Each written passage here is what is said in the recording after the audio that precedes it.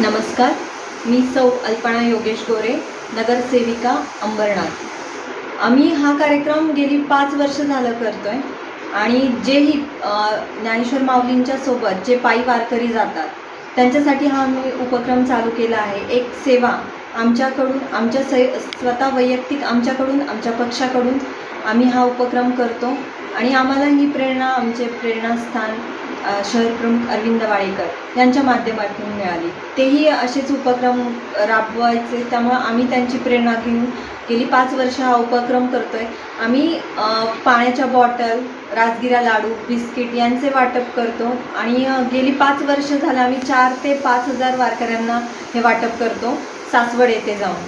कारण जो दिवे घाट आहे तो चढून वारकरी वरती येतात, दिवे घाट पूर्ण चढून, तर तेव्हा तिथे त्यांची एवढी सोय होत नाही की, आणि तो मधला पट्टाही खूप लांब पट्टा आहे तिथून चालण्याचा, तर तिथे वारकऱ्यांना मग आम्ही पाणी आणि ज्यांचे उपवास आहेत त्यांच्यासाठी राजगिरा लाडू आणि इतर वारकऱ्यांना बिस्किटचे पुडे देतो।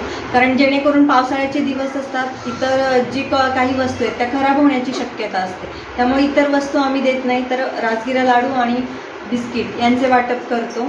आणि ह्यावर्षी, गेल्या वर्षी 4 ते 5,000 वारकऱ्यांना आम्ही वाटलं होतं आणि ह्यावर्षी आणखीन जास्त वारकऱ्यांना वाटायचं आहे। कारण आणखीन आमच्याबरोबर इतर सामाजिक संघटना, इतर आमची जी गणेश मंडळं आहेत, जी आमच्यासोबत जोडले गेलेले आहेत, आमचे मित्रमंडळी, इतर कार्यकर्ते, त्यांनी ह्यावर्षी उत्स्फूर्तपणे प्रतिसाद दाखवून त्यांनी यावर्षी वारकऱ्यांसाठी एक त्यांच्यासाठी फुलाची पाकळी आणि आपल्याकडून एक सेवा या धर्तीवर त्यांनी आमच्यासोबत येऊन हा उपक्रम आणखीन यशस्वीपणे करण्यासाठी आम्हाला साथ दिली आहे। त्यामुळे यावर्षी आम्ही 7 ते 8,000 वारकऱ्यांना पाणी बॉटल, बिस्किट याचे वाटप करणार आहोत। या विभागाचे जे शहर प्रमुख आहेत आणि जे माजी उपनगराध्यक्ष आणि आत्ताचे नगरसेवक राजेंद्र वाडेकर यांनी यासाठी आम्हाला मोलाचे मार्गदर्शन केले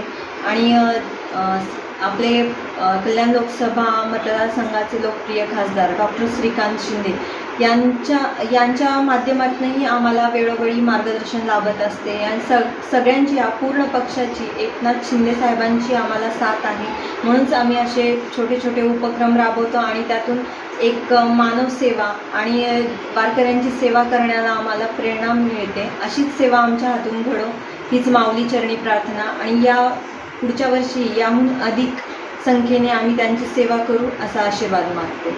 जय हिंद, जय महाराष्ट्र।